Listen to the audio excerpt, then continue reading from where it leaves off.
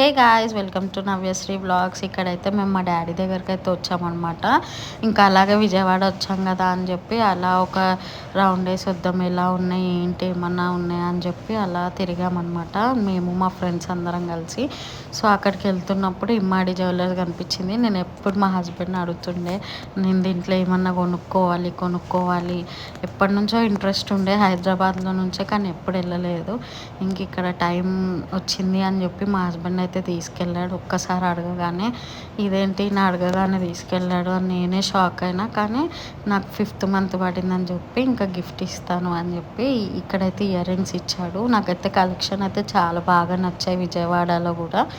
But మన హైదరాబాద్ అంత variation like variety collections అయితే లేవు.